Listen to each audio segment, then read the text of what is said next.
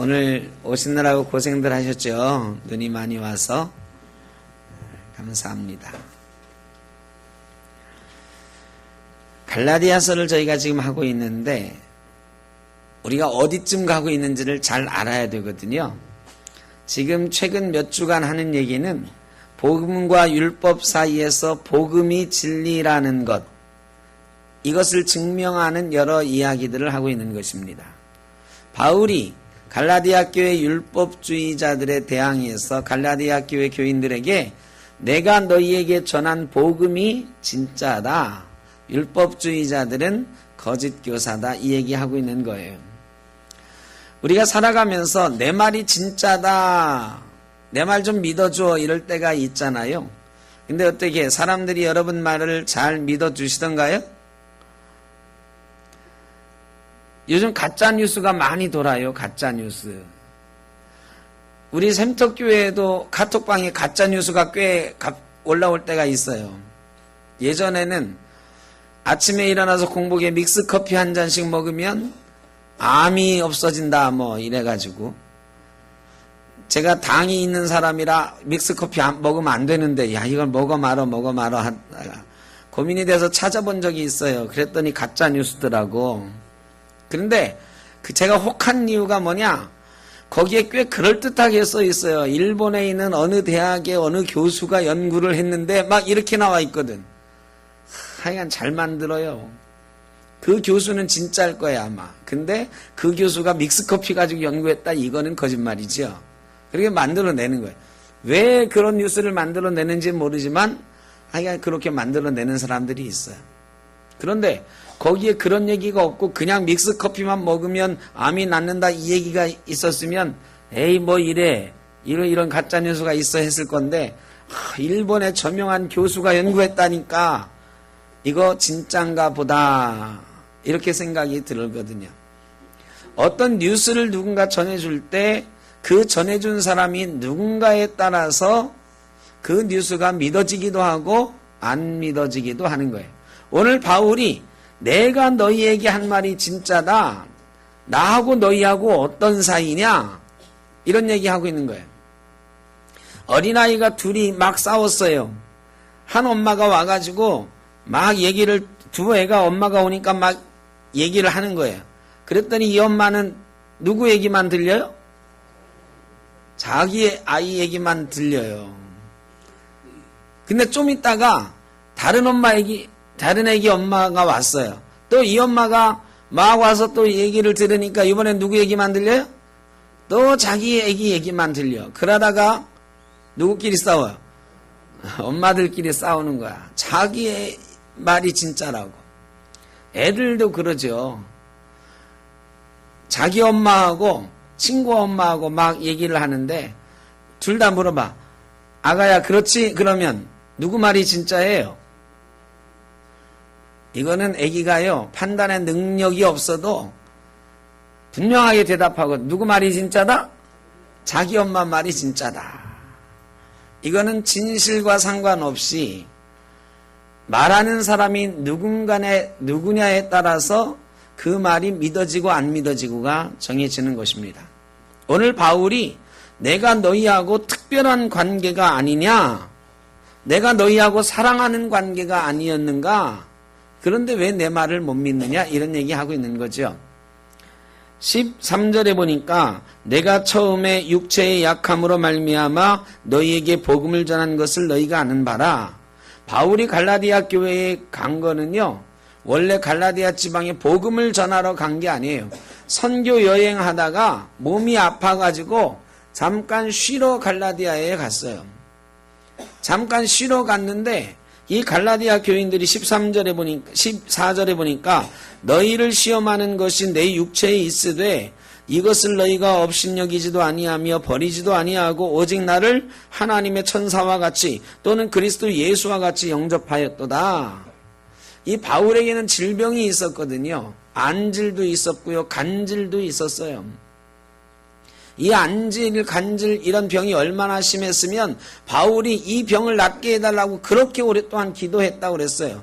그런데 하나님이 낫기를 허락하지 아니하셨다. 그러면서 고린도서에 보면 뭐라고 하냐면 나의 약한 것을 들어서 강한 자를 부끄럽게 하시는 분이 하나님이시고 나의 약한 것을 통해서 온전히 하나님의 능력이 드러나게 된다고 말씀하고 있습니다. 갈라디아 교회, 갈라디아 지방에 아파서 갔는데요. 갈라디아에 있는 사람들이 웬 이방인이 와서 병을 치료하고 있는데 참 안 돼 보이는 거야. 그래가지고 먹을 것도 갖다 주고 하나님의 천사를 대접하는 것처럼 이 바울을 대접해 주는 거예요.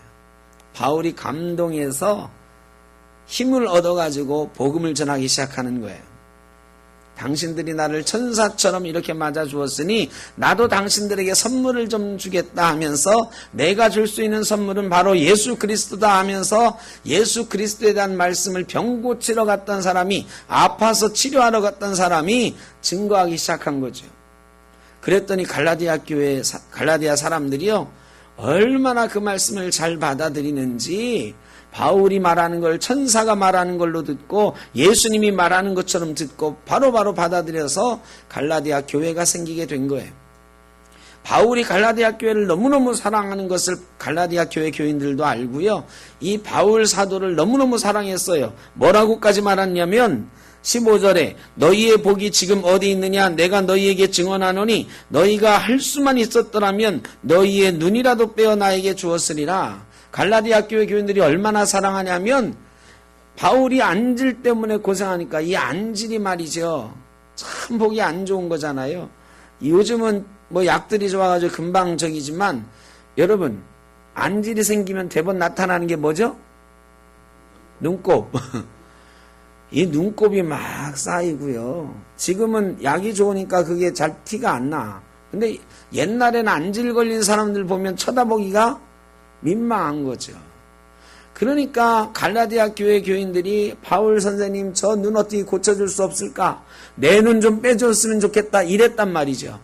요즘처럼 이식 수술할 수 있는 시대가 됐다면 아마 빼줬을 거라 이렇게 얘기하고 있는 거예요. 얼마나 뜨겁게 바울과 갈라디아 교회 교인들이 사랑하는지 단적으로 드러내는 말이죠.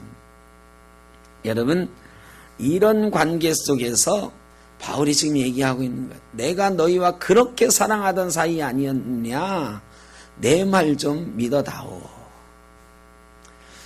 여러분 클래식 음악 좋아하시나요? 사실 저는 클래식 잘 모르거든요. 들으면 졸리잖아요. 클래식 음악 음반은요 10만 장 이상 팔리면은 대단히 잘 팔린 음반이에요. 그런데 이 클래식 음악 역사상 1000만 장 이상 2번 팔린 적이 있거든요. 이 1000만 장 이상 클래식 음악의 음반이 팔린 게 누가 주입한 거냐면 테너 가수들이 주입한 거예요. 파바로티, 플라시도 도밍고, 호세 카레라스 이 세 사람이 공연을 수십 번 했어요. 70번 넘게 셋이 같이 공연을 했는데 그 중에 2 공연이 1000만 장 넘는 음반을 판매했어요. 로마 월드컵을 앞두고 1998년에 이탈리아에서 열렸던 그 음반도 1000만 장을 넘었습니다. 그들이 공연하는 것 여러분도 많이 보셨겠지만 제가 오늘 성탄절도 다가오는데 우리 축배의 노래 한번 들어보려고 합니다. 호세 카레라스, 플라시도 도밍고, 루치아노 파바로티가 부르는 노래입니다. 축배의 노래.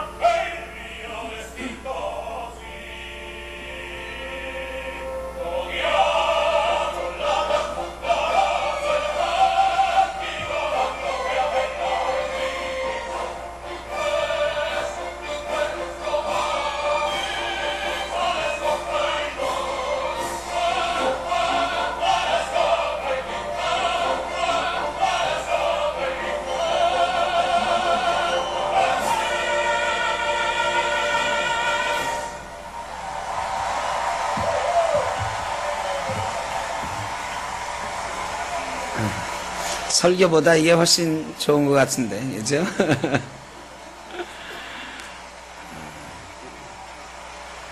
하여간 파바로티가 2004년에 은퇴하고 그 뒤에 고인이 됐는데, 그래서 이제 새 공연을 볼 수는 없죠. 근데 이 세 사람, 세계 최고의 테너 가수라고 하는 이 세 사람의 공연이 시작된 것은 1980년대 말쯤이었습니다. 원래는 이 세 사람이 같은 무대에 섰던 적이 없어요. 특히나 호세 카레라스, 가운데 있는 사람이 호세 카레라스고 맨 왼쪽에 있는 사람이 플라시도 도밍고인데, 이 두 사람은 같은 무대에 서본 적이 없습니다. 이 두 사람은 같은 스페인 사람인데 원수처럼 지냈어요. 왜 원수처럼 지냈느냐? 도밍고는 마드리드 출신이고요. 이 카레라스는 바르셀로나 출신이에요. 그렇다고 마드리드하고 바르셀로나 축구 팬이라서 싸웠다는 게 아니고, 그 당시에도 카탈루니아라는 지역이 독립운동을 했습니다. 카레라스는 카탈루니아, 최근에도 스페인에서 그 독립운동했던 주가 있죠? 그 카탈루니아의 사람이었어요. 그러니까 카탈루니아 사람과 스페인 사람, 이 두 사람들이 서로 앙숙처럼 지냈던 거죠. 세계적으로 유명했던 이 테너 가수들이 공연을 하는데 다른 나라 갈 때마다 조건을 붙이는 거예요. 도밍고는 카레라스랑 같은 무대에 안 서는 조건으로, 카레라스는 도밍고와는 같은 무대에 안 서는 조건으로 공연을 했어요. 근데 이 두 사람이 어떻게 저렇게 같은 무대에 서서 공연을 하게 되었을까요? 1987년도에 잘 나가던 세계 정상급의 테너 가수였던 카레라스에게 비극이 찾아왔습니다. 그가 백혈병을 앓게 된 거죠. 그 당시에 80년대에는, 지금부터 40년 전이니까요, 백혈병 걸리면 죽는 줄 알았어요.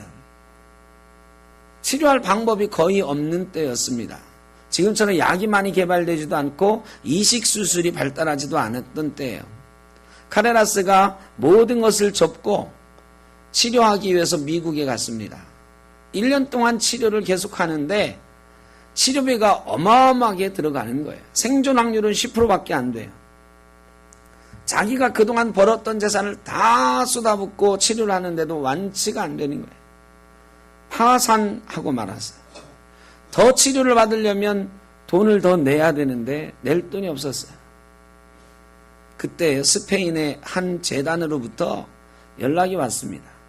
우리가 당신과 같은 백혈병 환자를 돕기 위해서 만들어진 재단인데 우리가 앞으로 당신의 치료비를 다 대겠습니다. 걱정하지 말고 치료하십시오. 카레라스가 더 치료를 받고요. 기적적으로 살아났습니다. 그리고 다시 노래할 수 있게 되었습니다.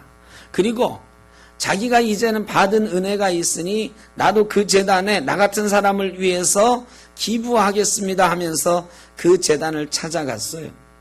그리고 그 재단의 대표를 만나기를 원했는데 그 재단의 사무원이 카레라스에게 자기 재단 대표라고 명함을 건네주는데 거기에 써있던 이름이 플라시도 도밍고였어요. 카레라스가 백혈병 걸렸다라고 하는 얘기를 듣고 도밍고가 자기 이름으로 도우려고 하면 안 받을 테니까 재단을 만들어서 카레라스를 도왔던 거예요. 나중에 기자들이 물어봤습니다. 어떻게 해서 카레라스를 돕게 되었느냐? 그의 목소리를 잃어버리기가 싫었다. 나중에 이 사실을 안 카레라스가 도밍고가 공연하는 공연장을 찾아갔습니다. 공연장, 수많은 관객이 있는 그 공연장을요, 이 카레라스가 공연하는 중간인데 뚜벅뚜벅 걸어가요. 걸어가서는 단상에 가서 그 원수 같았던 도밍고 앞에 무릎을 꿇고 고맙다 인사를 합니다. 그리고 둘이 포옹하고 그 뒤로 절친한 친구가 되죠. 도밍고가 6살 많지만 둘이 아주 절친한 친구가 됩니다. 그리고 우리 둘이 이제 같이 노래하자 하게 되었죠. 같이 노래하자 하면서 이왕이면 파바로티도 같이 하자 해서 셋이 같이 하는 공연이 생겼어요. 그 뒤로 전 세계를 누리면서 20여 년 가까이 이 세 사람이 3인의 테너라는 제목 아래 콘서트를 한 것. 바로 오늘 우리가 본 영상도 그 중에 하나죠. 카레라스가 나중에 이렇게 고백합니다. 나는 백혈병과의 싸움을 통해서 나보다 남을 아는 사람이 되었다. 때로는 질병도 은혜가 될 때가 있다. 이제 나는 단순히 노래만 부르는 것이 아니라 하나님을 증거하고 절망에 빠진 사람에게 소망을 주는 인생을 살기를 원한다. 절망에 빠진 사람들에게 소망 주는 인생 되도록 소망 있는 인생이 되게 한 것, 바로 원수 같았던 도밍고와 카레라스의 관계. 여러분, 갈라디아 교회 교인들과 바울이 바로 그런 사이였어요.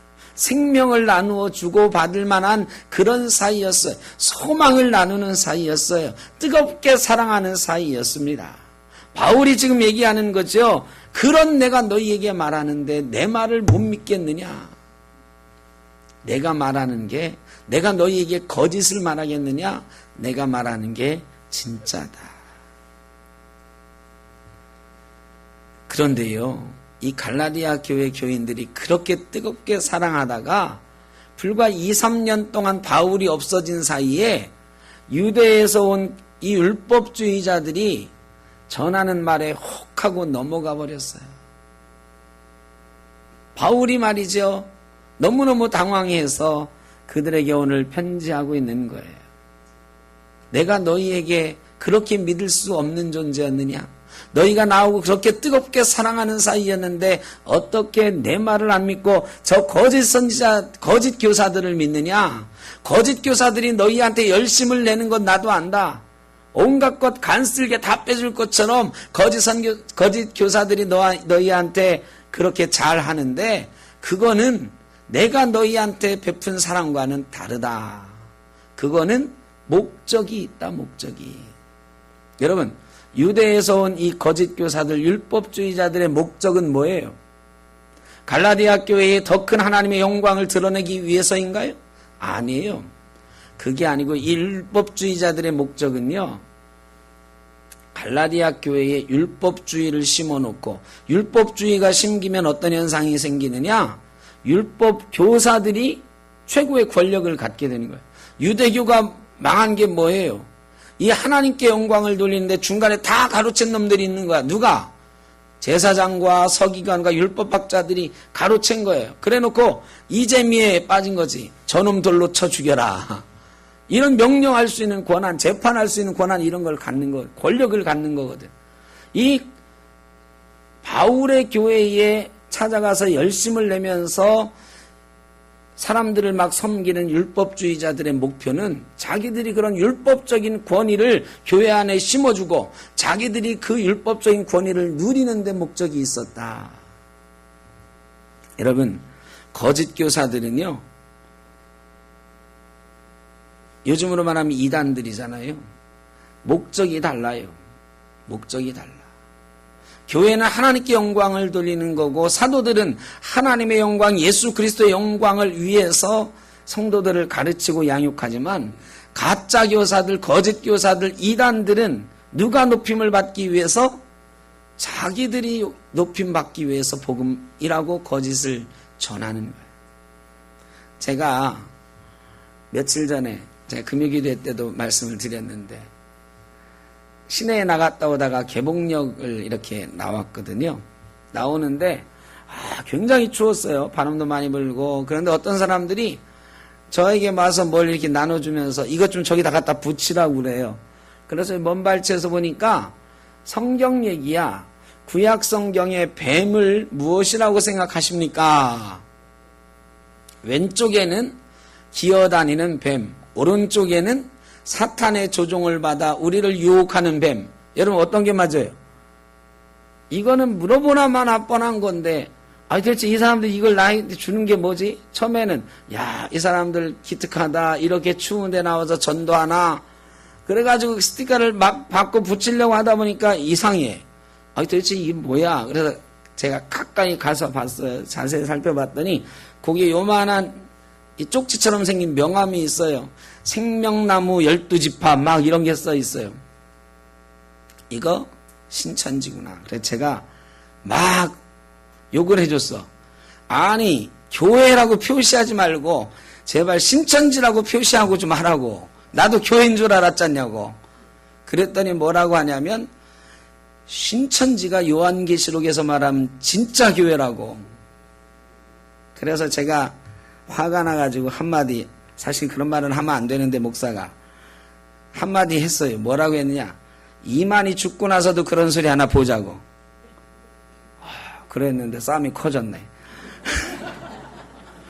아, 이만희 죽고 나서도 그러나 보자 그랬더니 뭐라고, 이만희가 뭐냐고. 이만희가 네 동생이냐 막 그러는 거야. 아, 거기는요 예수님이 높아지는 데가 아니야. 누가 높아져? 이만희가 높아. 통일교는 문선명이 높아지고요. 하나님의 교회는 장길자가 하나님이야. 여자 하나님, 어머니 하나님 그러죠. 이게요, 이단들의 특징은, 거짓 교사들의 특징은 하나님이 높아지고 예수님이 높아지는 게 아니고 자기들이 높아지는 거다. 자기들이 섬김받으려고 그래. 유대 율법주의자들도 율법이 막 가르치는 거지. 할례 받아야 돼, 안식일 지켜야 돼, 막 규율들을 만들어 놓고 그 규율을 지키면서 누가 높아지는 거예요? 자기들이 높아지는 거예요. 왜? 율법 어떻게 지켜야 돼? 이거 하면 돼요? 안 하면 안 돼요? 뭐 이런 거 누구한테 물어봐요?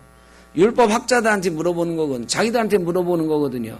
그러면 그걸 가지고 올가매면서 그건 하면 안 돼. 그건 해도 돼. 이런 짓 하려고 하는 거거든. 이 거짓 교사들이요, 자기들이 그렇게 섬김을 받으려고 율법을 가르치는 거예요. 유대교가 그래서 망한 거거든. 하나님의 영광을 가리고 지들이 하나님의 영광을 가로채가지고 지금 그 짓 하고 있는 건데, 이 갈라디아 교회 교인들이 말이죠, 성경을 모르니까 이 거짓 교사들이 막 가르치고 그것도 매일 찾아와서 열심을 내니까 이 사람들도 바울처럼 우리를 사랑하는 사람인가 보다 혹하고 넘어가는 거다. 여러분, 속으면 안 됩니다. 거짓 교사들은, 이단은 자기들이 높아지고 자기들의 이익을 위하여 살아가는 거예요. 요새 교회가 망하면요, 참 부끄러운 얘기지만 교회도 망하는 교회들이 많아. 교회 짓다가 막 망하는 교회도 있어요. 근데 교회 짓다가 교회가 망하면 그게 다 어디로 넘어가는지 아세요? 다 이단으로 넘어가는데 하나님의 교회가 다 사요. 하나님의 교회가. 여기 범박동에도 저 범박동 위에 종교부지 하나님의 교회가 사가지고 뭐 이상한 거 영국 왕실에서 상 받은 뭐 이런 거 붙여놨더라고. 근데 걔들은 뭔 돈이 많이 그렇게 많아서 그런 걸 다 사요. 우리 판교에 있는 우리 교단 교회 짓다가 망했는데 다 짓고 나서 망했죠. 경매에 붙여진 565억짜리 경매가 나왔어. 아무도 손을 못 대요. 어느 교회가 그 500억짜리 교회를 사? 누가 샀어요? 하나님에게 본부가 걸리 들어갔잖아. 아니 걔들은 어디서 돈이 나가지고 500억, 1000억 막 그런 걸 다 사대는 거예요. 여러분, 그게 말이죠, 그럴 수밖에 없어요. 하나님의 교회 성도들이 한 20만 명쯤 되는데 그 20만 명쯤 되는 사람들이 다 헌금하면 그 하나님의 교회를 위해서, 성도들을 위해서 쓰지 않고 누구를 위해서 써요? 다 한 군데로 모아 자기들 위해서 쓰는 거예요. 그런 건물 사고, 그리고 나서 그 중에 얼마를 떼가지고요, 좋은 일 한다고 기부도 하고 막 그래. 눈 가리는 거죠. 여러분, 자기의 이익을 위하여 하는 거예요. 하나님의 영광을 위하여, 예수의 영광을 위하여 하는 게 아니라 자기들이 섬김받으려고 자기 이익을 위하여 하는 게 거짓 교사들이고 이단이다. 그 다음에 바울을 막 비난하는 거예요. 온갖 말을 다 붙여서 비난해. 여러분, 거짓 교사들의 특징은 다른 거는 다 틀리고 누구만 맞는다? 나만 맞는다. 여러분, 제가 요한계시록 새벽기도 때 요새 말씀드리는데, 요한계시록 누가 맞았다 하면은 그건 분명히 이단이에요. 이게 맞는다 그러면 이단이야. 여러분, 요한계시록은 비밀스럽게 쓰여진 책이에요. 환상으로 보여진 책. 그거 2000년 전에 7교회에 보낸 그 편지를 지금에 와서 이건 이거야라고 정확하게 말할 수 있는 사람은 아무도 없어요. 그날과 그때는 누구만 아신다고요? 하나님만 아신다고. 그런데 그날과 그때를 안다는 거 아니야. 몇 사람 구원받아야, 몇 사람 인침받아야, 이런 얘기하는 건 다 이단이다. 그러면서 뭐라고 하느냐? 교회 보고 뭐라고 그래요? 그것도 몰라 그런다고. 이거 대표적인 게 구원파예요. 구원파 사람들이 우리 예수 믿는 사람들한테 찾아와서 그러잖아. 구원 받았습니까? 그래. 아, 구원 받았다고. 그러면 그 다음에 꼭 뭘 물어봐요? 언제 받았는데? 그래요. 여러분 언제 구원 받으셨어요? 아, 나 어릴 때 구원 받았어. 아, 그거 말고 몇 월 며칠, 몇 년 몇 월 며칠, 막 이러 물어봐. 여러분 몇 년 몇 월 며칠에 구원 받으셨습니까? 아, 나 그거 모르는데. 그러면 지 구원받은 날짜도 모르면서 무슨 구원받았다고 그러냐고 그래요. 하여간 이단들은 이런 식으로요. 다른 거는 다 틀렸대. 교회에서 그런 것도 안 가르쳐 주냐고. 그거 구원받은 거 아니라고. 구원 안 받았으니까 구원받은 날짜를 모르는 거라고. 이단들은요, 자기들이 알고 있는 것 이외에는 다 거짓이라고 하고 비난한다고. 여러분, 그러나 교회는 그렇게 가르치지 않아요. 구원받은 날짜 모르죠. 내 속에 언제 나도 모르게 구원이 들어왔고 믿음이 들어온 사람이 얼마나 많아. 물론 벼락치듯이 아이고 예수님 해가지고 회개하고 구원받은 사람은 내가 언제 어느 부흥회에서 언제 구원받았다 이럴 사람도 있지만, 저처럼 태어날 때부터 목사의 아들로 태어나서 모태신앙 가졌던 사람, 근데 제가 모태에서 내 신앙을 가졌나요? 그게 언제 내 신앙이 됐을까요? 죄송하지만 나도 몰라. 그냥 목사의 집에서 살다가 보니까 언젠가 내가 예수 믿는 사람이 되어 있더라고요. 그리고 언젠가 보니까 그게 내 믿음으로 고백이 되어지더라고요. 그래서 내가 예수 믿는 사람을 알게 되는 거지. 언제 어떻게 구원받는지 어떻게 알아요. 그런데 이단들은 이런 거 꼬투리 잡아가지고요, 자기들이 알고 있는 것 상대방이 아니라고 하면 비난하는 거예요. 바울이 말하는 거 다 가짜라고 하는 거예요. 유대 율법주의자들이 바울은 할례 안 받아도 된다고 그랬는데 막 공격하는 거죠. 성경이 할례에 대해서 뭐라고 써 있고 할례 받아야 된다고 돼 있고. 바울이 지금 그 거짓 교사들에게 혹해서 넘어가는 갈라디아 교인들에게 내가 너희를 어떻게 낳았느냐, 내가 너희를 이 뜨거운 가슴으로 사랑으로 너희를 낳았지 않았느냐, 나의 자녀들아, 그렇게 불러요. 바울이요 20절에 내가 이제라도 너희와 함께 있어 내 언성을 높이려 함은 너희에 대하여 의욕이 있음이라. 의욕이 있다, 이 말은 내가 너희를 의심한다 이런 뜻이 아니에요. 너희가 왜 그렇게 되었는지 내가 이해할 수가 없어서 참 당황스럽다 이런 뜻이에요.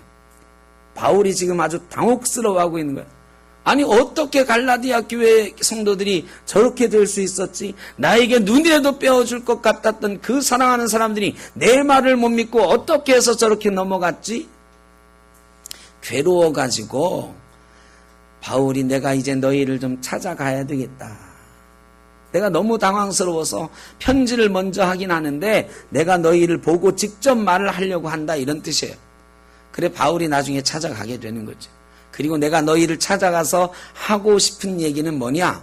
하고 싶은 일은 뭐냐? 12절에 보니까 형제들아 내가 너희와 같이 되었은즉 너희도 나와 같이 되기를 구하노라. 너희가 나와 같이 되기를 구하노라. 바울이 지금 갈라디아 교회 교인들에게 하고 싶은 말은 너희가 나와 같이 되기를 원하노라. 이 말은 뭐예요?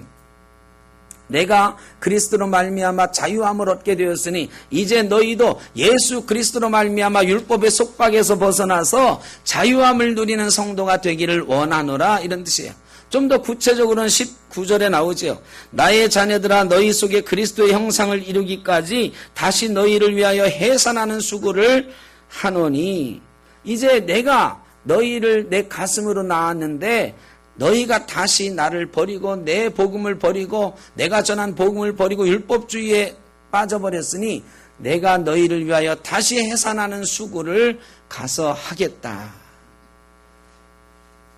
남자들은 잘 모릅니다. 그죠? 남자들은 아기 낳는 고통이 얼마나 큰지 모르는데 간접 경험들은 다 해보셨잖아요.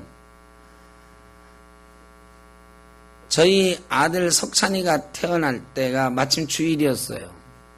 주일이었는데 6시인가? 새벽 6시부터 진통을 하는 거예요. 저희 집사람이.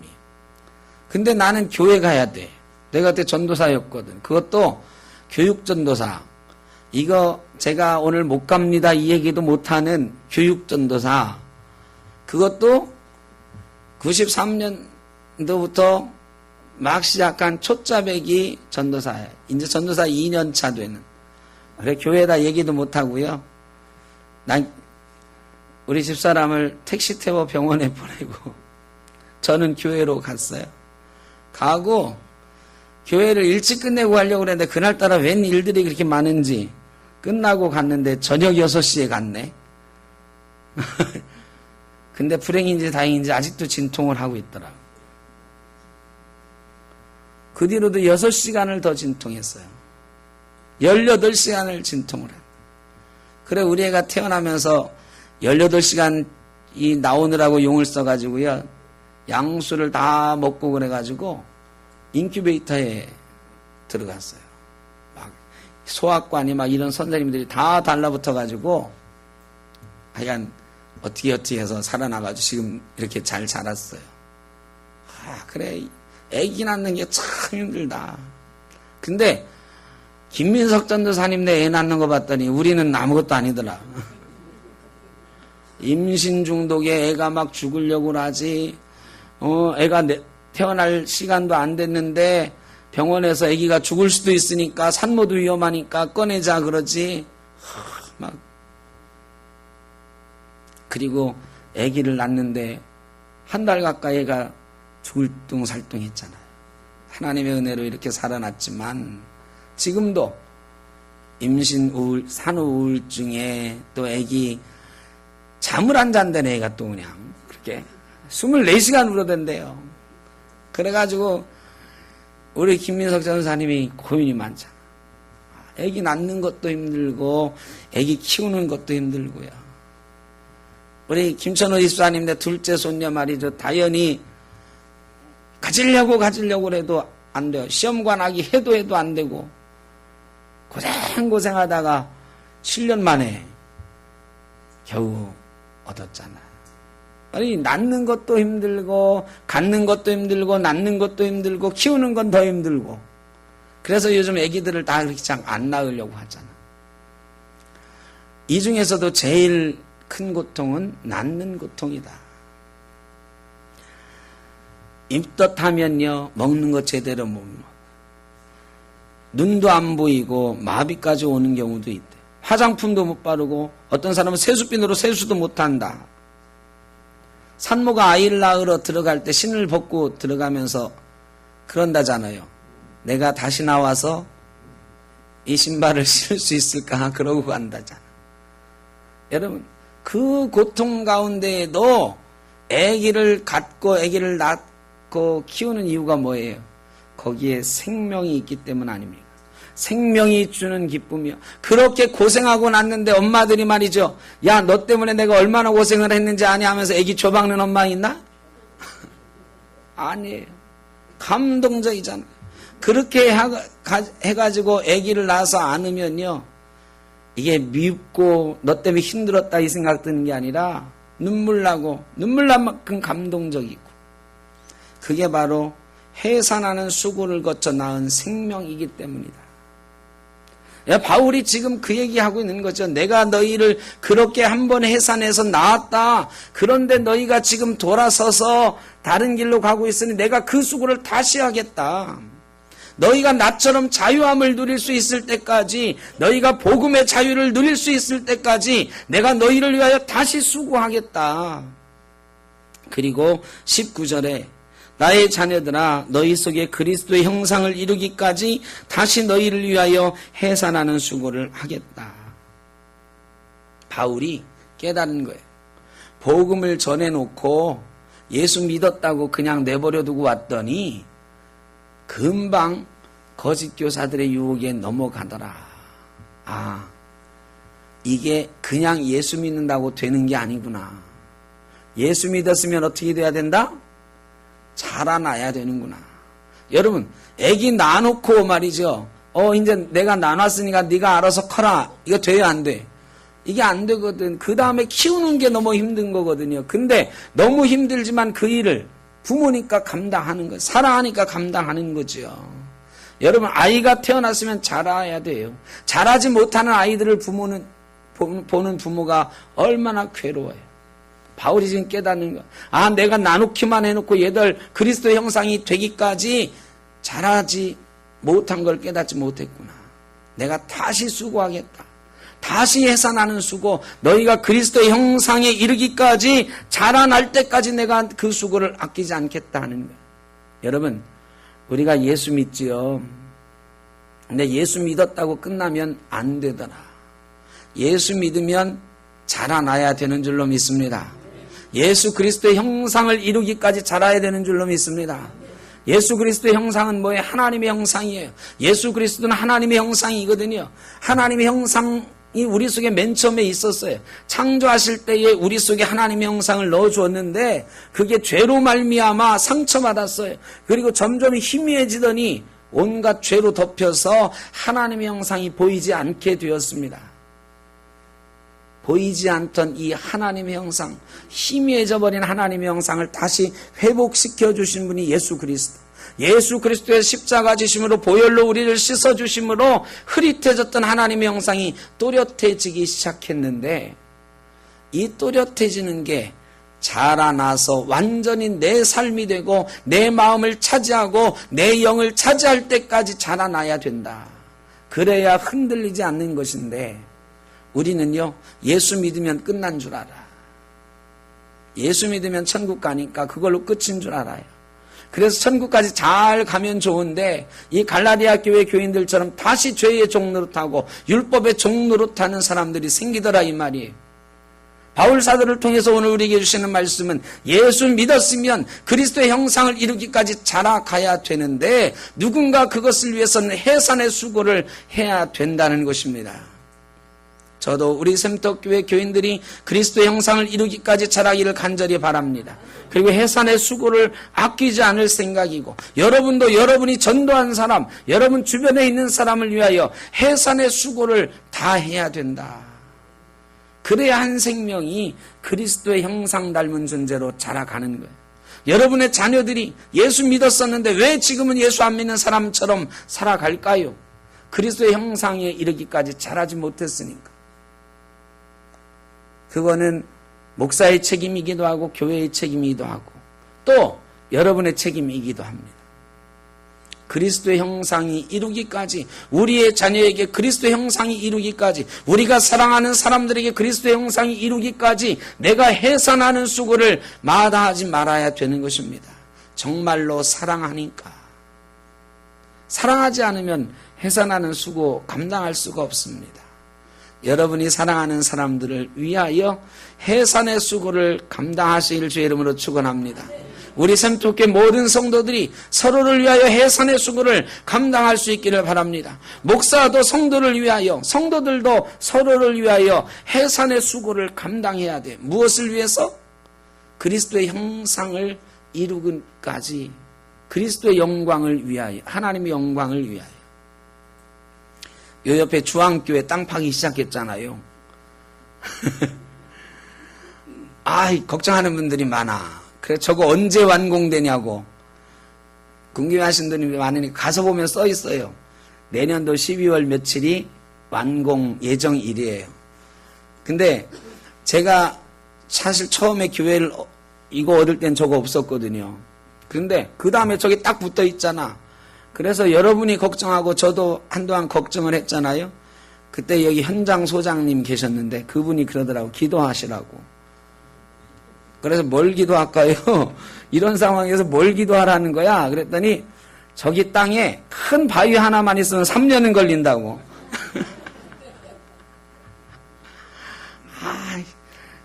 그래서 저 땅 속에 큰 바위 하나 생겨라 할까? 여러분, 근데 이런 우리들의 마음속에 말이죠. 뭔가 잘못된 마음이 하나 있어요. 그 마음이 뭐냐? 저 교회보다 우리 교회가 부흥하게 해주옵소서. 주황교회는 주황교회는 땅 파다가 큰 바위 나와서 3년 걸리게 하시고, 그 사이에 우리 교회는 부흥하게 하시고. 자, 이런 마음이 우리에게 있다고. 근데 이게 잘못된 거죠. 그리스도의 형상을 이루기 위하여 해산의 수고를 하는 마음은 말이죠, 하나님의 영광을 위하여 하는 거예요. 샘떡교회 커지기 위해서 하는 게 아니에요. 정진의 목사를 위해서 하는 게 아니고 하나님의 영광을 위해서 하는 거예요. 주황교회도 잘 되고 우리 교회도 잘 돼야 하나님이 영광 받으시는 거지. 앞에 있는 큰 교회는 잘 되고 작은 교회는 다 망하고 이게 하나님의 영광이 아니에요. 저 교회는 공사하다가 3년 걸리고 우리는 그 사이에 부흥하고 이게 하나님의 영광인가? 아니다. 그런데 우리가요, 그렇게 잘못 알고 있을 때가 많아. 여러분, 앞으로 기도할 때는요, 우리 샘터교회가 제일 잘 되게 해주십시오. 이러지 마세요. 제일자 빼버리고 우리 샘터교회가 잘 되게 해주십시오. 왜? 제일 잘 되려면 다른 교회는 우리 교회보다 못 돼야 되니까. 여러분, 이게 하나님의 영광을 위하여 하는 거예요. 거짓 교사들은요, 자기들만 잘 되면 돼요. 그런데 하나님의 교회는 하나님의 영광이 드러나야 되는 거예요. 예수 그리스도의 형상이 드러나야 되는 거예요. 우리 샘떡교회는 그런 해산의 수고를 감당함으로 우리가 예수 그리스도의 형상이 우리 샘떡교회와 우리 모든 성도들에게 이루기까지 자라나게 될 줄로 믿습니다. 자라나야 되는 줄로 믿습니다. 여러분도 저도 우리 샘떡교회 속한 모든 성도들도 가정도 그 가정에 속한 모든 자녀손들도 예수 그리스도를 그저 믿는 데서 그치는 것이 아니라 예수 그리스도의 형상이 드러나기까지 자라나는 놀라운 역사가 있기를 주의 이름으로 축원합니다. 기도하겠습니다. 사랑의 아버지 하나님, 우리에게 예수 그리스도를 알게 하시고 복음을 주시고 믿게 하시고 천국을 갖게 하셨으니 감사합니다. 그러나 아버지 하나님, 때때로 우리가 거짓에 흔들리고 죄에 흔들리고 사탄의 유혹에 흔들립니다. 예수 그리스도의 형상에 이르기까지 자라지 못했기 때문입니다. 아버지 하나님, 우리에게 굳건한 믿음 주시고 서로를 위하여 해산하는 수고를 감당함으로 우리 모두가 그리스도의 형상을 이루기까지 자라게 하여 주옵소서. 그래서 우리 샘떡교회는, 우리 교회에 속한 모든 권속들은 우리 교회를 위해서가 아니라 하나님의 영광을 위하여, 예수 그리스도의 영광을 위하여 기도하고 찬송하고 예배하는 그런 성도로 살게 하여 주옵소서. 이 땅의 모든 교회들이 하나님의 영광을 드러내는, 이 땅의 모든 그리스도인들이 예수 그리스도의 형상을 드러내는 귀하고 복된 존재가 될 수 있도록 주님 역사하여 주옵소서. 예수님의 이름으로 기도하옵나이다. 아멘.